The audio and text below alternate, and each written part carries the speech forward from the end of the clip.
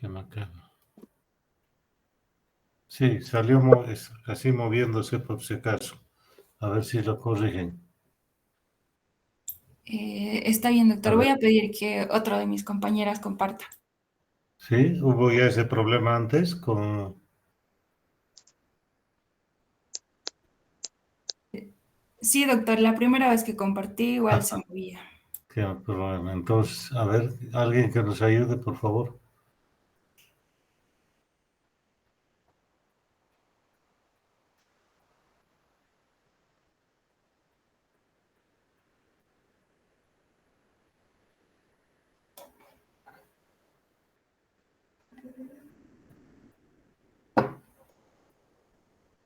A ver,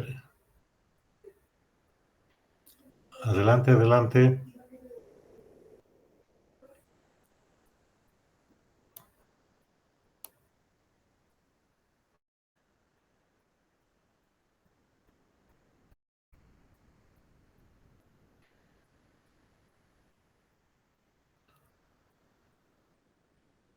Sí.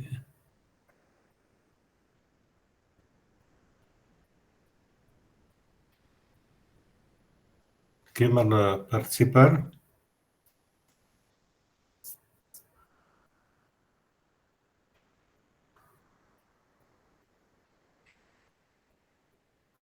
Carla, ¿hay algún problema? Cristian.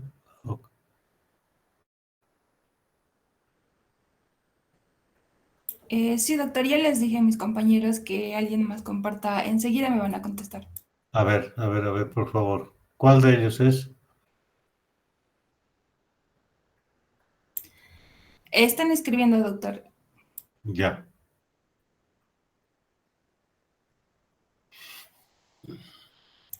Doctor, Zulma va a presentar. ¿Quién? Zulma, doctor, ella va a compartir. Ya. Adelante, Zulma.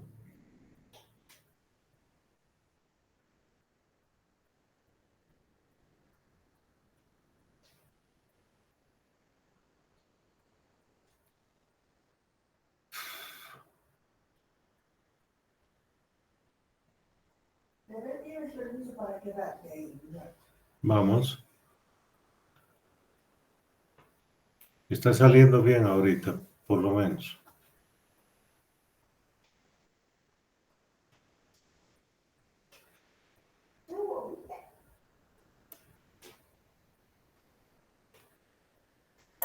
En la 193 es Zulma.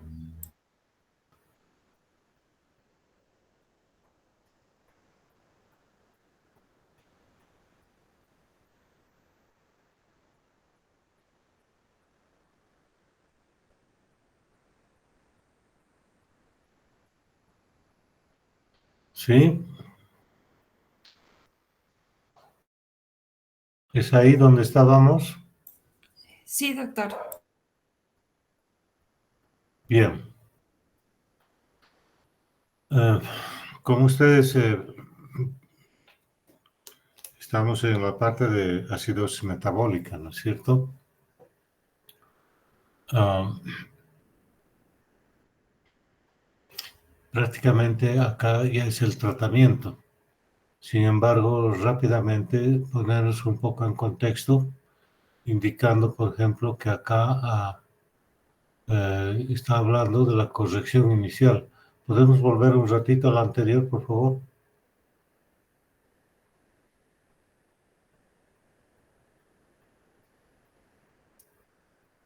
Ah, ya. Bien. Estamos en tratamiento, ¿no? Ya. La siguiente entonces, por favor. Eh, como corolario, como complemento, digamos así, para ahondar y ponernos un poquito más en cuenta, este trastorno de la cetoacidosis diabética, por ejemplo, o la intoxicación por alcoholes, sobre todo alcoholes tóxicos, eh, no son situaciones muy ajenas, ¿no? Prácticamente es la cetoacidosis, todavía, sobre todo diabética, Es una de las complicaciones más frecuentes, digamos así, de la diabetes mellitus, sobre todo, bueno, a la tipo 1, ¿sí? Y el trastorno básico es básicamente una insuficiencia o un déficit, si quieren, de insulina para que contrarreste o que va a desarrollar a consecuencia de esa falta de insulina una hiperglucemia, una hipercetonemia y una acidosis metabólica, ¿sí? Por lo tanto, la acidosis además va a estar, como les diríamos, sobreañadida sobre este trastorno, una disminución del volumen, ¿no? Una depresión de volumen, una disminución del volumen de agua total y además también del potasio, ¿sí? Por lo tanto, al no haber insulina, los aminoácidos se van, o los cuerpos grasos se van generando o van a metabolizarse a formación de cetoácidos sobre todo, ¿no es cierto? Y esto hace que, lógicamente, la situación sea de mucho riesgo. Por lo tanto, si, si existe esta falta de insulina, como es en este cuadro que es la cetoacidosis, pues van a aumentar estos ácidos grasos en su concentración y van a ser degradados a cuerpos cetónicos. Y este aumento de la producción de hidrogeniones va a hacer que el pH se descienda un poco más y por lo tanto en este cuadro es como si el bicarbonato no alcanzaría a compensar esta gran disminución en el pH y es que llegaría casi a un agotamiento. Por eso es que acá nos ponen de que habría que, sobre todo, hacer la infusión o reposición del bicarbonato a partir de un aporte con solución fisiológica y bicarbonato en forma periférica, sobre todo, ¿no? Luego también corregir la potasemia, ¿sí? Que tiene el paciente, o la hipo o hipercalemia que puede estar causando. Generalmente una hipercalemia, ¿no es cierto? Que es una característica y con la infusión de insulina y glucosa, pues tratamos de reintroducir. Entre los tratamientos específicos, digamos así, para la paciente que genera una acidosis metabólica por intoxicación alcohólica, es lógicamente el lavado gástrico, ¿sí? Tiene que ser un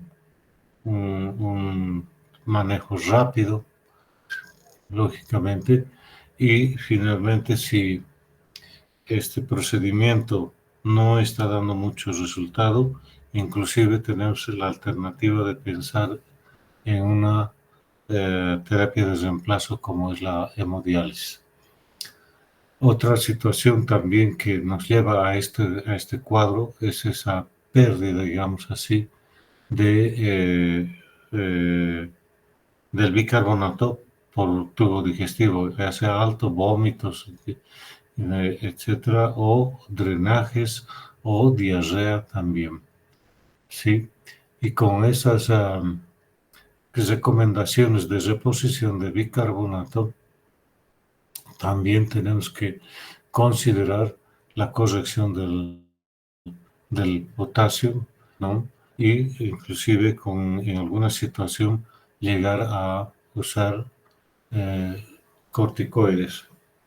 Generalmente lo que se trata de corregir es que podamos retirar la cantidad primero de ácidos que están, cetoácidos sobre todo. En segundo lugar, corregir el trastorno que ha originado esta cetoacidosis, en este caso la hiperglucemia por falta de insulina. Y finalmente, reponer el bicarbonato. Siguiente, por favor. Muy bien. En cuanto a la acidosis respiratoria, ¿qué podemos decir?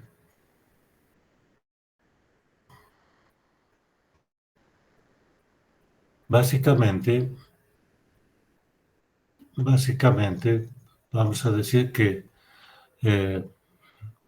acá la falla de cuál es, del segundo mecanismo que tenemos como sistema estabilizador, ¿no es cierto?, el aparato respiratorio, para tratar de eliminar, en un caso dado, la cantidad de dióxido de carbono que se va acumulando. Esto va a hacer de que a la tapar de que se suba este dióxido de carbono, también va como efecto compensador, va a tratar de corregirse con un aumento del bicarbonato. Sin embargo, esta situación no se produce y generalmente vamos a llegar a este estado que es la acidosis respiratoria. Por favor, si pudiéramos pasar el siguiente.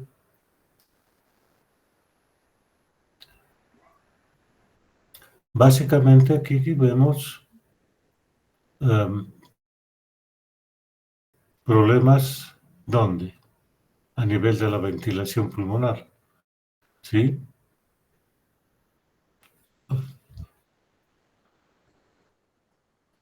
Entonces, lo que tenemos que ver es que estos pacientes que están entrando con cuadros de insuficiencia respiratoria aguda o inclusive insuficiencias respiratorias crónicas agudizadas por un cuadro infeccioso, por ejemplo, ¿sí?, nos va a llevar a que este paciente pueda desarrollar este trastorno fácilmente en su internación, ¿sí?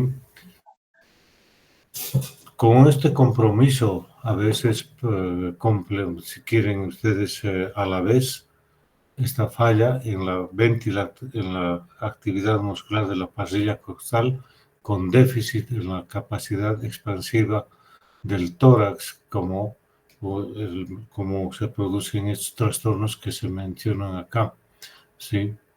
Una situación que no podemos dejar de mencionar es ese uso de miorelajantes que a veces se prescribe o se usa en forma libre, ¿no?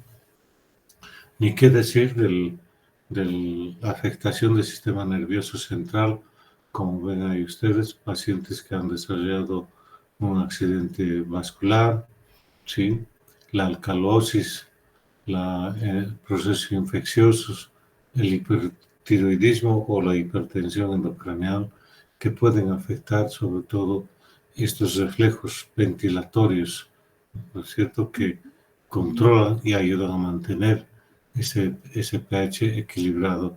Avancemos un poquito, por favor. Como hemos ya visto en los anteriores trastornos previos, si se fijan ustedes, prácticamente los exámenes que se van a pedir casi son los mismos, donde básicamente tenemos que fijarnos en esos tres componentes que en todos ellos nos muestran el pH, ¿sí?, el pH, la presión parcial de dióxido de carbono y la concentración de bicarbonato. Sabemos que con esos dos parámetros, sobre todo, vamos a poder identificar rápidamente de qué trastorno estamos enfrentando en un paciente dado. Lógicamente, como pruebas complementarias, vamos a tener esas imágenes de una placa de tórax, un electrocardiograma, sobre todo si vemos ahí que el estado acidótico es muy severo, digamos así, que nos puede llevar a empeorar la hipoxemia, digamos así, del paciente y que pondría más, aumentando el riesgo de mortalidad de ese paciente. La siguiente, por favor. Bien.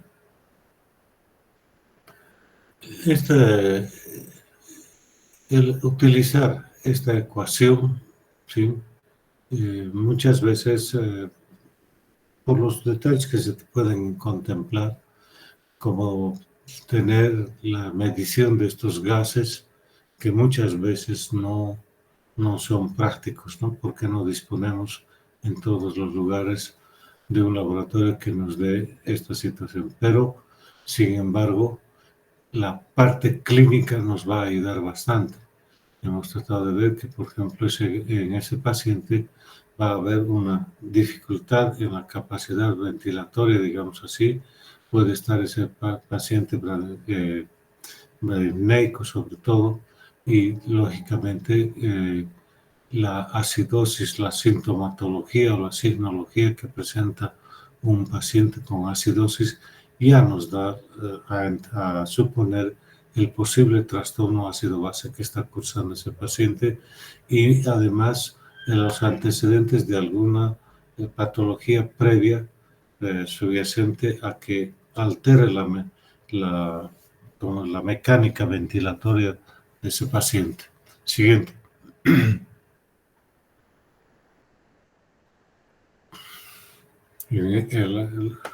No es nada de complejo ver la terapia que debemos instalar en ese paciente. Depresión, sobre todo si hay datos de esta afectación a nivel del sistema nervioso central, como mencionábamos hace un momento, entonces inclusive la oxigenación con presión positiva. Lógicamente,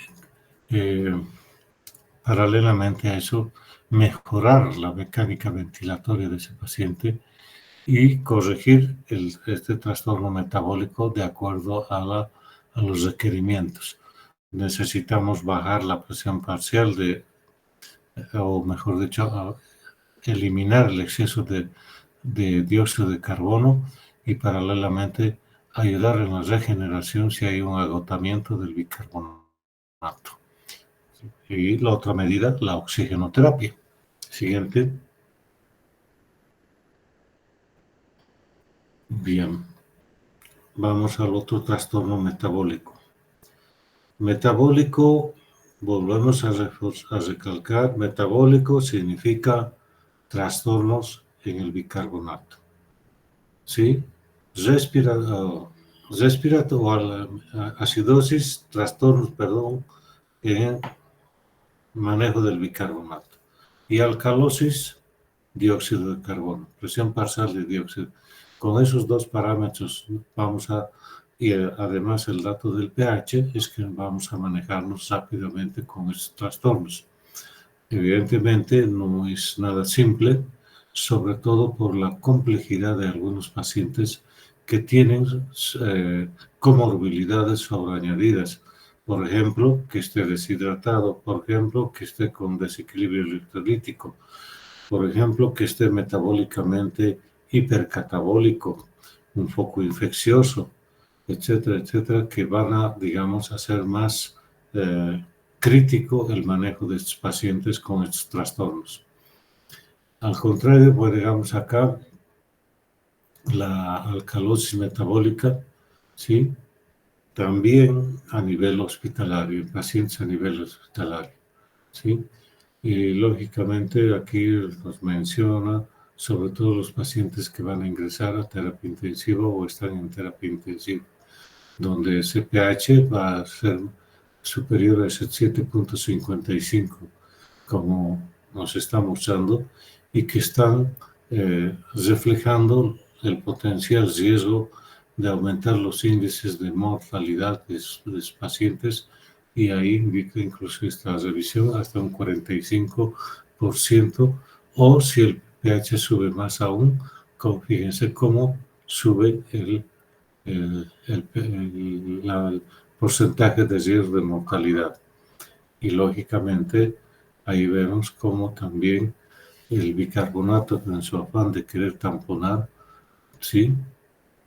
También empeora el problema. Siguiente.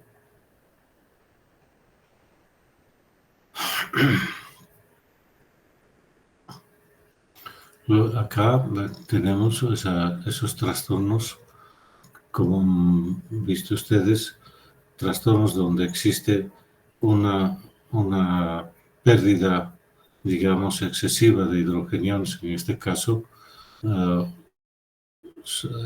relación sobre todo a ese intercambio que puede haber con el potasio, ¿no? Que existiría una pérdida inclusive importante de hidrogeniones a ser intercambiado con el potasio. Y ahí tenemos el efecto justamente de los diuréticos, ¿sí? Este tipo de alcalospos hipercápnica en la tentativa de mejorar y hacer un FiO2 positivo nos lleva a veces a estos trastornos, ¿sí? Las pérdidas digestivas, como ven ahí, el uso de terapias, en este caso de alcalinizantes, como son los antiácidos, sobre todo, ¿no? Y la pérdida por el tubo digestivo de estos electrolitos, como es el potasio y el cloro. Un dato que hay que tomar en cuenta es este desplazamiento de los hidrogeniones que se va a producir a nivel intracelular, queriendo compensar, digamos así, hasta cierto punto, la salida del potasio. Y lo que encontramos es que a la larga se pierde tanto de esto que la hipopotasemia también va a empeorar el tratamiento, ¿sí? O la evolución del paciente. Bien, ¿cuál sería la etiología de este trastorno? Ahí lo está mencionando fácilmente. Exceso de aporte de sustancias alcalinas, bicarbonato, politransfusiones, ¿sí? Expansor de plasma con citrato lactato. Sabemos en qué se van a convertir muchos de ellos, también en el lactato, sobre todo, sabemos que va a generarnos más bicarbonato, ¿no es cierto? Y lo que ven ahí, el síndrome de leche alcalina, son los pacientes que están recibiendo sobre todo antiácidos. Siguiente.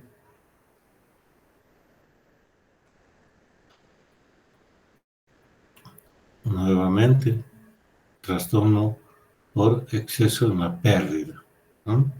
En la pérdida, sobre todo en estos pacientes que pueden tener inclusive trastornos de ventilación severos, como son los pacientes con EPOC, por ejemplo, con un edema pulmonar agudo de pulmón, todos estos pacientes que van a tener estos trastornos de agotamiento, en una palabra, de algunas reservas en cuanto hace eso también a esta pérdida o acumulación de un ácido o de estos aniones no medibles, lo que llamamos cuando aplicamos esta brecha aniónica que es el anion gap, donde estos metabolitos inorgánicos u orgánicos van a tratar de reemplazar estos electrolitos que están faltando,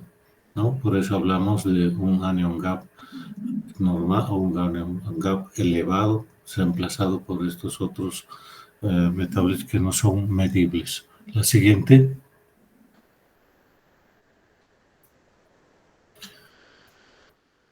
Si se fijan ustedes, las manifestaciones a nivel sistema nervioso central o neuromuscular parecerían muy similares, ¿no es cierto?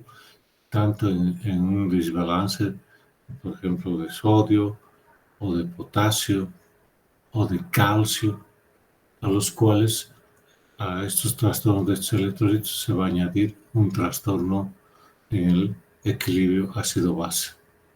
Y parecería que todos estos trastornos, junto con la afectación de este equilibrio ácido-base, nos lleva a estas situaciones en las cuales, como vemos y repetimos en cada uno de estos cuadros diferentes, el tratamiento de la causa de base, sobre todo, sin descuidar la corrección que puede ser necesaria o urgente en algunos pacientes que están con un riesgo muy importante y en estado crítico. ¿Sí? Siguiente, por favor. Bien. Otra vez, esos tres parámetros que estamos mencionando en forma repetida: pH, presión parcial de dióxido de carbono o de dióxido de carbono y bicarbonato. Asociados, bueno, complementados con estas pruebas, como es medir los otros electrolitos tanto en sangre como en orina. Y acá nos vuelven a reforzar otra vez que no debemos descartar ese hecho de medir estos electrolitos en la orina del paciente. Una imagenología que también nos puede ayudar es para el trastorno que pueda tener a nivel de la caja torácica, pulmones o mediastino, es la placa. Adelante.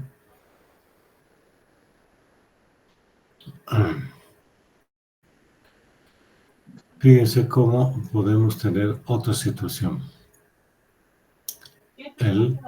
Aquellas orinas, digamos así, alcalinas, ¿no?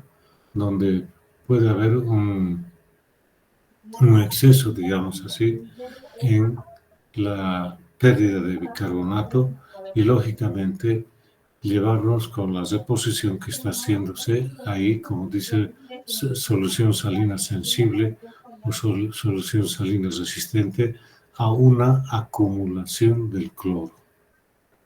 ¿Sí?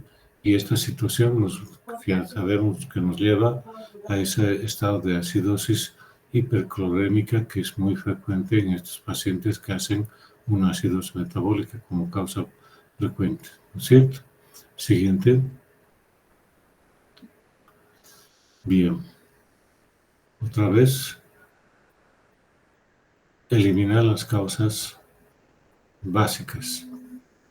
Por ejemplo, es alguna infección, como había mencionado, fármacos que se deben suprimir, en este caso, como han visto repetidamente, el uso de diuréticos, que en muchas situaciones prácticamente son los que van a acelerar el deterioro o el desequilibrio ácido-base que está por desarrollar un paciente.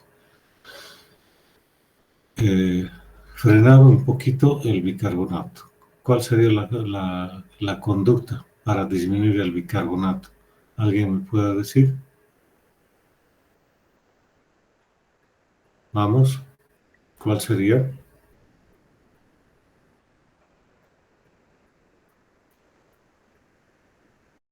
Vamos, generar esa reacción, ¿no? Que es de ida y vuelta, ¿no?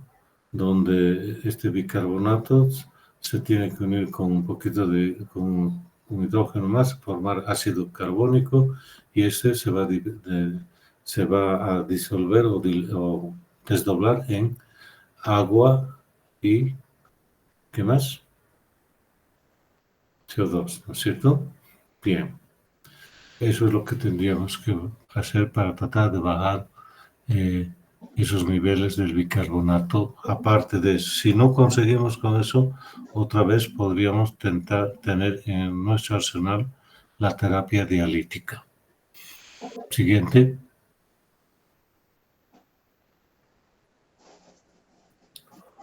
Bien. Este flujograma que nos muestra es bastante útil en unos casos. Fíjense ustedes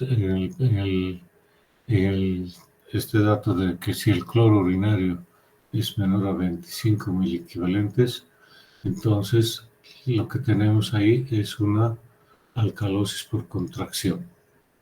Esta alcalosis por contracción debe ser por pérdida de ácido de la parte gastrointestinal, o un aporte de bicarbonato que a su vez se van a transformar en que pueden darse esos lactatos, citratos o acetatos que se van a convertir también en esta situación, llevándonos a una acumulación del cloro en este caso. Algunos fármacos y algunas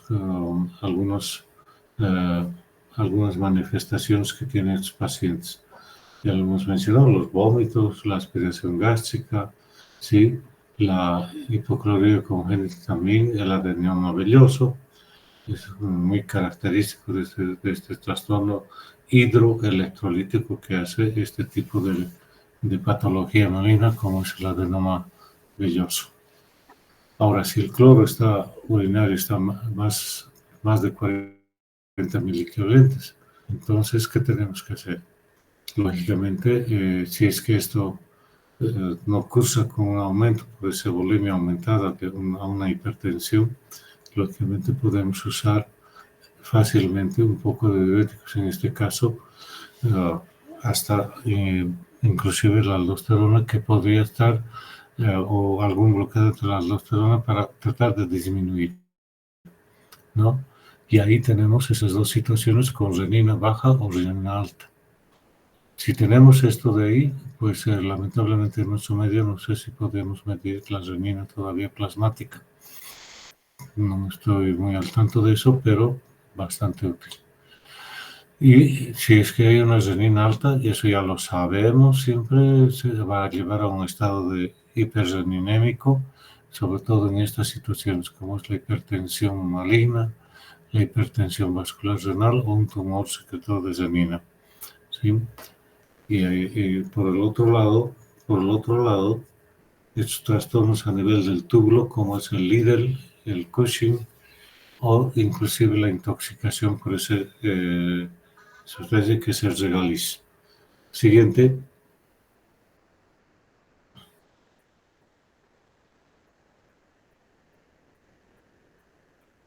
De acuerdo a eso, reponer solución fisiológica, ¿sí? Lógicamente tratando de evitar la sobrecarga de volumen, ¿no? Eso es lo que nos dice, por lo que debemos ir controlando la presión, la diuresis sobre todo, el peso del paciente también nos es importante, y para hacer ver que nuestra corrección con esta solución salina no esté llevando a un exceso, que es lo que siempre a veces ocasionamos, ¿no? Una sobrecarga de volumen por un aporte exagerado o rápido de estas soluciones, sin tomar en cuenta a veces si la función renal está conservada o no. O como dicen acá, o vimos nosotros, ver si el paciente tiene una función cardíaca adecuada y no nos expongamos a estos riesgos de una sobrecarga de volumen, ¿no? La siguiente.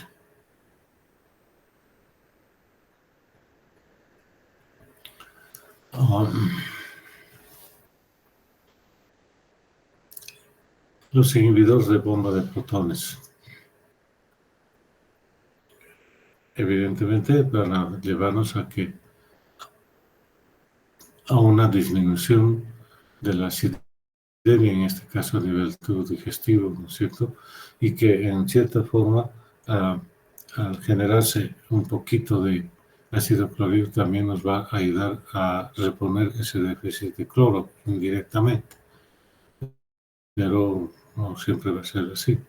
Y el uso de este diurético, como es la acetalsolamido, ¿sí? Sobre todo ante el riesgo no solamente de sobrecarga de volumen, sobre todo, ¿no? Y no perder mucho, no bajar mucho el potasio del paciente. Frenar un poquito esa excreción. Siguiente.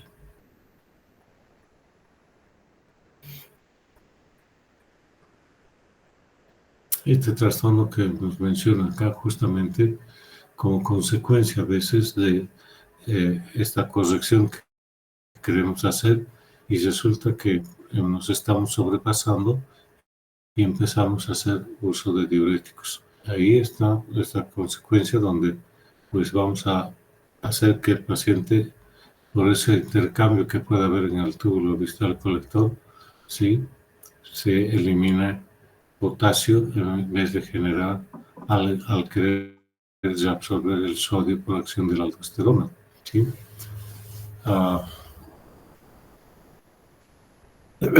Otra vez acá, tener cuidado con este tipo de inhibidores de la acción de la aldosterona, ¿no es cierto? Como es la espironolactona, la pleronona, la amiloide, ¿sí? Y ante una situación que no se la puede manejar fácilmente y hay mucho riesgo con el paciente, entonces intentar que la diálisis. ¿Sí? Siguiente.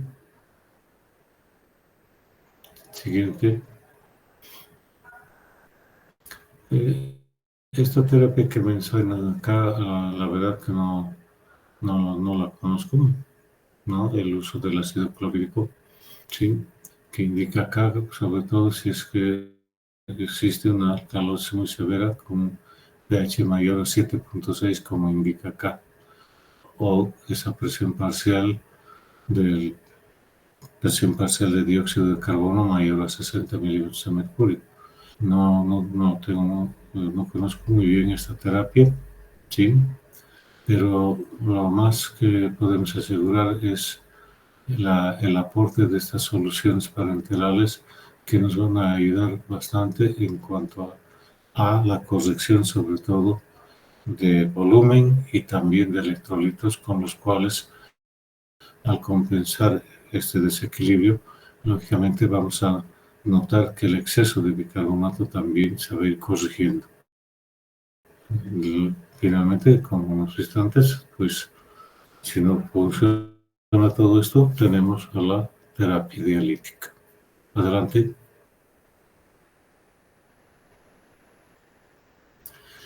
Si pudiéramos un poquito pasar para no descompaginarlos, por favor. Sí, esta lámina debería estar antes. Vamos, la siguiente. Estas tres proyecciones quisiera que las revisemos después con un poquito de cuidado y si es necesario vamos a modificar estas diapositivas para que no estén con ese, como decir así, un aprendizaje entrecortado al inicio del tema de trastornos del ácido base. Bien, este otro trastorno básico también, simples, los más frecuentes, digamos así, la alcalosis respiratoria. Suponiendo ya que existe una que, como dice así, una execrada, ¿no es cierto?, en la ventilación pulmonar y donde pues existiría un descenso importante de la presión parcial de dióxido de carbono, ¿sí? Sobre todo porque además ha habido tal vez un descenso también o un aumento del bicarbonato. Vamos, la siguiente.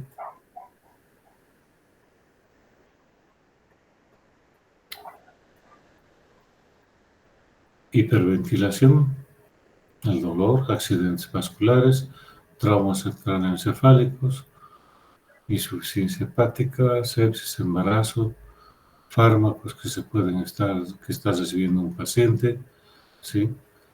O, fíjense ustedes, la hipoxemia. Pacientes con insuficiencia cardíaca, pacientes que están depletados tanto de líquidos electrolitos o que tienen un gasto bajo, digamos, ese paciente por su insuficiencia cardíaca, o aquel trastorno que se produce en muchos pacientes en lugares de altitud por encima de los 3.000 metros, ¿no es cierto? Entonces, y estos otros, como ven ahí, el edema agudo del pulmón, la neumonía, una crisis asmática, lógicamente que van a llevarse a este distrés respiratorio, ¿sí? La ventilación mecánica, ¿sí? La circulación extracorpórea, son causas que pueden llevarnos a este trastorno y lógicamente habría también, como dice ahí, una disminución en la producción de dióxido de carbono. Como vemos ahí, dice la hipotermia, en el caso de la hipotermia. Siguiente.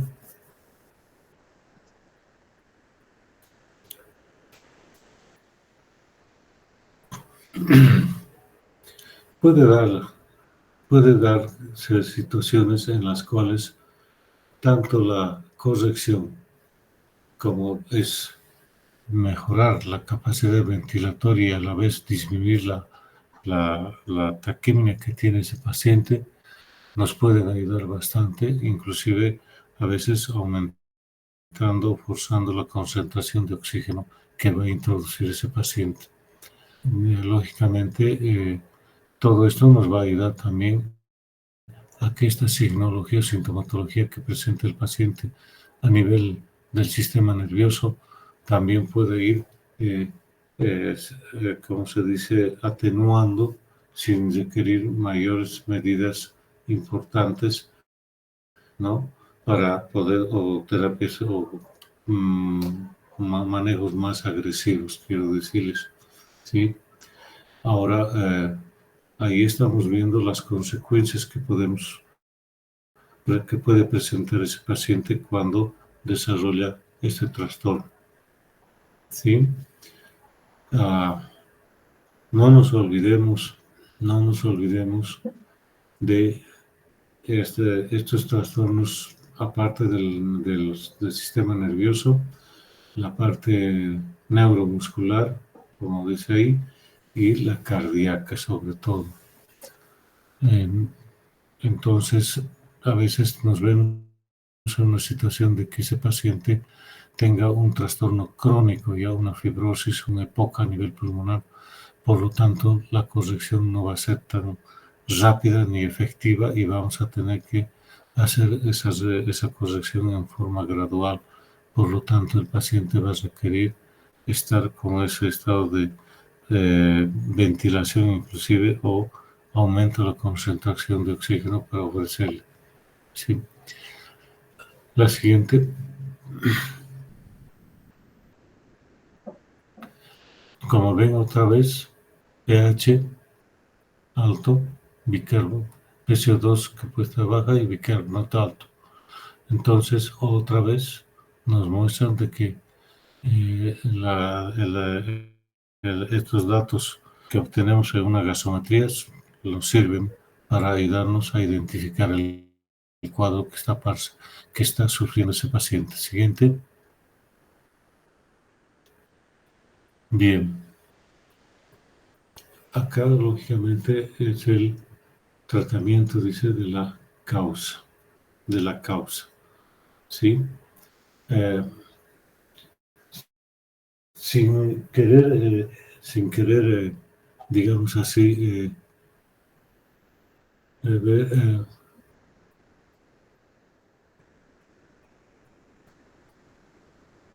sin querer, como se dice, querer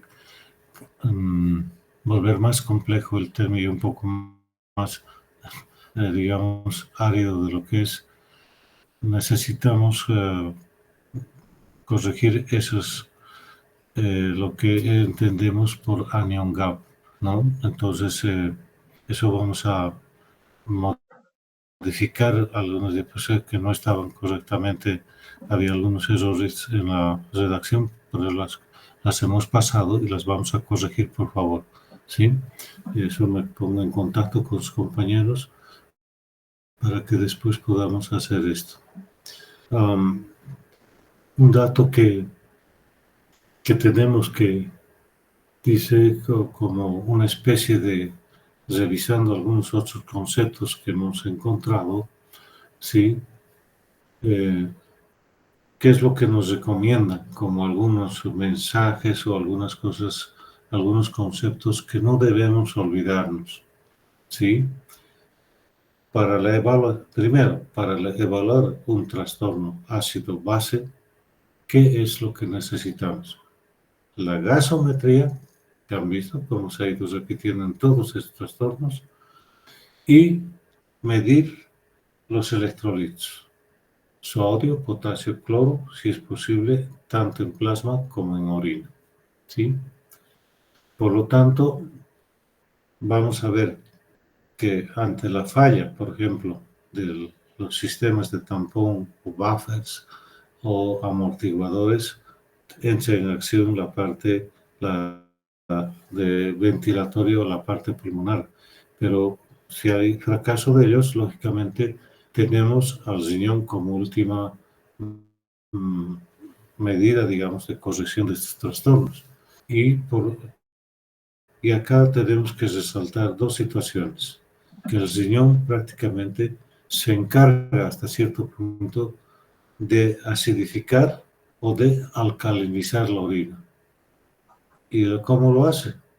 Para acidificar, aumentando la secreción de hidrogeniones y en el otro sentido, para alcalinizar, aumentando la reabsorción de bicarbonato o regeneración, si quieren también, del bicarbonato a nivel tubular. Por lo tanto, esto nos hace entender de que básicamente nosotros tenemos que asegurarnos casi de entrada, aparte de esta gasometría y medición de electrolitos, de ver la calidad de la orina que está eliminando esos riñones. Concretamente, me refiero al pH y a la densidad de esa orina. Y si quieren, la osmolaridad plasmática y urinaria también podemos añadir como otros dos parámetros que nos van a servir bastante para esta corrección de estos trastornos. Lógicamente, la osmolaridad urinaria o de la orina nos va a dar a entender si esa función renal está normal o está comprometida, ¿no? Comparando siempre con la osmolaridad plasmática. Ahora, estas alteraciones, tanto ácido-básicas, en primer lugar, se van a producir como una respuesta, digamos así, ante una emergencia, ante una alteración, como una especie compensatoria inicialmente, sí, pero que a veces no consigue corregir este desvío tanto en el lado de la acidosis como la corrección de los hidrogeniones o generación de hidrogeniones, como por el otro lado con la deposición, si quieren ustedes, de bicarbonato. ¿Sí?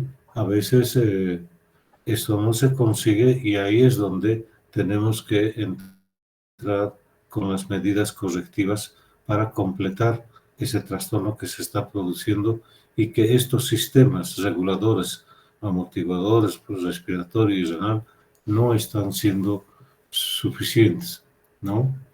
O sea que lo que tenemos que ver es que en estos trastornos, sobre todo de trastornos acidóticos, para nosotros es importante también calcular ese anion gap con esa ecuación, esa ecuación, sí, ecuación que hemos visto. Sodio menos cloro y bicarbonato sumados, que hemos dicho que da un valor de entre 8 a 12 miliequivalentes como dato normal. Entonces, si este anion gap que está en esos valores, vemos que esa diferencia al hacer ese cálculo que hemos medido con esos valores anteriores y está aumentado, entonces hablamos de un estado acidótico con anion gap aumentado. La brecha aniónica sería más amplia, ¿no es cierto? O con aquellas que todavía el anion gap se mantiene porque son reemplazados con estos aniones no medibles, el bicarbonato puede estar bajo, pero por la presencia de estos aniones no medibles, el anion gap puede mantenerse normal, ¿sí? Y recalcando otra vez que las causas más frecuentes para llevarnos a un estado de alcalosis, tenemos las pérdidas por tubo digestivo, vómitos, diarrea, ¿sí? Fístulas, aspiración gástrica, ¿sí? El uso de diuréticos, ¿sí? Como las causas más frecuentes, digamos, que van a llevarnos hacia una alcalosis metabólica. Si tienen alguna pregunta, jóvenes, adelante. Adelante.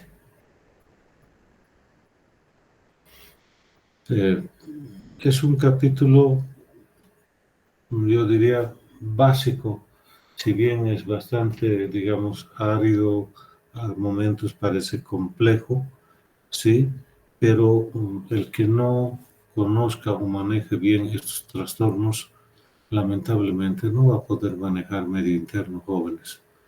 Por lo tanto, esta temática de alteraciones de líquidos y electrolitos y equilibrio ácido-base son temas básicos y los cuales tenemos que estarlos repasando frecuentemente, frecuentemente. No es que una vez que ahora han avanzado, hemos avanzado de forma tan así resumida por el tiempo, digamos así, limitado que se tiene, no quiere decir que eso es suficiente. Tenemos que desarrollar más nuestro aprendizaje y en ese sentido es lo que habíamos indicado a los estudiantes del grupo, sobre todo en la elaboración de un mapa conceptual sobre cada uno de estos trastornos, ¿no? Y ustedes, los que están también participando ahora, podrían hacer ese ejercicio de desarrollar mapas conceptuales. Por ejemplo, uno o dos pueden hacer digamos así, de los trastornos metabólicos, ¿no? Acidosis y alcalosis metabólica, y otros pueden hacer de los trastornos de alcalosis, tanto metabólicos y respiratorios.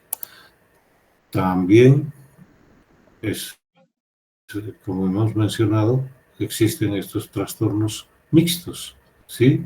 Donde pues una acidosis metabólica puede estar queriendo compensarse con una alcalosis respiratoria, en la tentativa de que compensar y separar ese trastorno. Y así tenemos la combinación de estos trastornos y hablamos por eso trastornos mixtos. Inclusive pueden haber hasta 3 componentes, no solamente 2. ¿Sí? En estos trastornos mixtos pueden haber más componentes. Por lo tanto, este tema, jóvenes, es leer, volver a leer, practicarlo y acordarse de algunas de estas ecuaciones que se han mencionado, tener presente bien los valores normales de una gasometría venosa, sobre todo, porque es en base a eso que se va a hacer estas correcciones, si quieren, o diagnósticos diferenciales, inclusive de estos trastornos. Bibliografía bastante, jóvenes, así que inclusive existen algunos artículos exclusivos de trastornos de líquidos o exclusivos de trastornos ácido-base. La sugerencia es esa. ¿Sí? Bien, ¿alguna pregunta más? ¿Dónde está Zulma o Carla? ¿Cómo estamos? Recibieron el encargo, ¿no es cierto?, para elaborar esos resúmenes. Sí, doctor, nos avisaron. Ya. Esperemos que podamos tenerlos para la próxima semana y que lo elaboren con cuidado, pero porque saben ustedes, no lo vean como una tarea, véanlo como un ejercicio práctico, porque al elaborar ese mapa conceptual o un flujograma o la forma que quieran, están aprendiendo, se están familiarizando más con estas alteraciones que, como les vuelvo a decir, es básico para manejar el medio interno. ¿Hay alguna pregunta más? Si es necesario. Hemos tratado de darles lo más básico, jóvenes. No hemos querido entrar en mucha, digamos así, sobreañadidos o, como se dice, suplementos que puedan haber a estos temas, porque entendemos que seguramente para muchos de ustedes estos temas son nuevos, por lo tanto hay que ir tratando de darles a ustedes lo más simplificado posible para que después, luego de una buena lectura y aprendizaje, puedan entender mejor los trastornos mixtos, por ejemplo. ¿Sí? Espero que estén de acuerdo con lo que estamos mencionando. ¿Hay alguna pregunta más o alguna sugerencia? Háganla. Estamos todavía con un par de minutos, creo, disponibles. ¿Sí?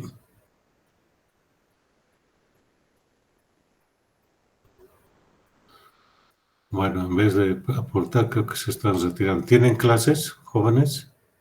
Sí, doctor, tenemos patología a las Ah, 8. ya, ya. Está muy bien. Entonces, mañana es jueves. Entonces nos vamos a tener que contactar, jóvenes, ¿sí? Sobre todo hablo con los chicos del grupo. ¿Está Está bien? bien, doctor, gracias. Listo. Muy bien. En cuanto a la otra corrección que vamos a hacer, si es posible, mañana mismo lo haremos para que ustedes puedan también, como se dice, hacerlas conocer a sus compañeros. ¿Está bien? Está bien, doctor. Ya. Espero. Listo, jóvenes. Entonces, vayan a su clase y, bueno, a preparar su material con calma. ¿Listo? Buenas noches. Mañana, entonces, empiezan con el doctor Rangel, ¿no? ¿Sí? Sí, doctor. Ya. Muy bien. Listo, pues. Ya nos estamos viendo mañana, entonces. Jóvenes, muchas gracias.